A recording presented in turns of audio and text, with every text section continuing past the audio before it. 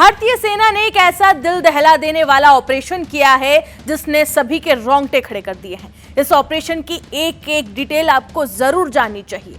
24 घंटे चले इस ऑपरेशन में भारत के मरीन कमांडोज आसमान से कूद पड़े। इन कमांडोज ने समुद्री डाकुओं के परखच्चे उड़ाकर रख दिए। आइए सबसे पहले आपको बताते हैं कि भारत ने कौन सा बड़ा ऑपरेशन किया है। दरअसल जैसे ही भारत की कार्गो शिप से खतरे का संदेश गया, हिंद महासागर में मौजूद भारतीय नौसेना बिजली की रफ्तार से हरकत में आ गई और फिर शुरू हुआ सबसे बड़ा ऑपरेशन। एक ऐसा ऑपरेशन जिसने एक बार फिर ये साबित कर दिया कि हिंद महासागर में भारत सिर्फ अपनी सीमाओं की रक्षा नहीं करता, बल्कि पूरी समुद्री सुरक्षा का जिम्मा निभाने की क्षमता भी रखता है। पूरा मामला गल्फ ऑफ एडन का है। यही वो समुद्री इलाका है जहां दुनिया की सबसे खतरनाक समुद्री लूट की घटनाएं होती हैं।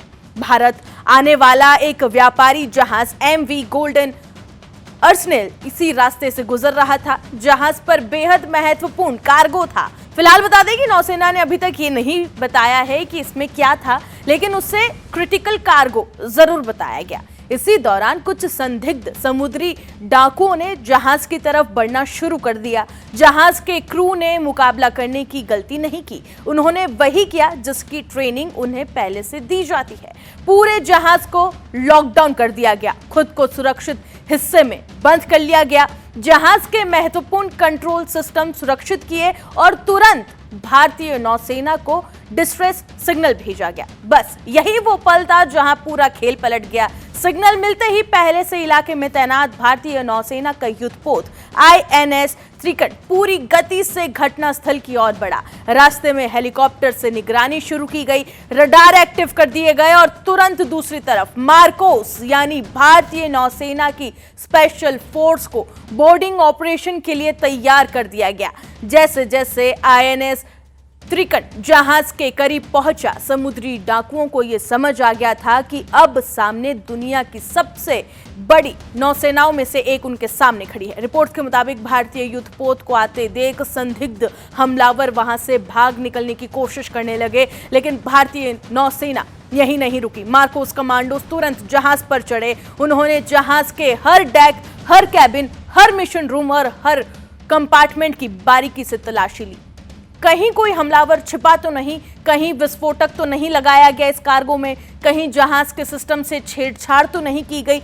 हर खतरे को खत्म करने के बाद ही जहाज को पूरी तरह सुरक्षित घोषित किया गया। इस ऑपरेशन में जहाज पर मौजूद सभी 21 चालक दल के सदस्य, जिनमें एक भारतीय नाविक भी शामिल था, इन्हें सुरक्षित बचा लिया गया। लेकिन सबसे बड़ा सवाल ये उठता है कि आखिर गल्फ ऑफ एडन इतना खतरनाक क्यों माना जाता है। दरअसल यही समुद्री रास्ता यूरोप, एशिया, मध्य पूर्व और भारत के बीच व्यापार की सबसे अहम लाइफलाइन है। दुनिया के हजारों व्यापारी जहाज हर साल इसी रास्ते से गुजरते हैं। यही वजह है कि सोमालिया के तट के आसपास सक्रिय समुद्री डाकू अक्सर इन्हीं जहाजों को निशाना बनाते हैं, टारगेट करते हैं। इनका मकसद जहाज का सामान चुराना नहीं होता, बल्कि पूरे जहाज और उसके चालक दल को बंधक बनाकर करोड़ों डॉलर की फिरौती वसूलना होता है। और यही कारण है कि भारत ने साल 2008 से इस पूरे इलाके में अपनी नौसेना की लगातार तैनाती बनाए रखी हुई है। इन वर्षों में भारतीय नौसेना ने हजारों व्यापारी जहाजों को सुरक्षित रास्ता दिया है,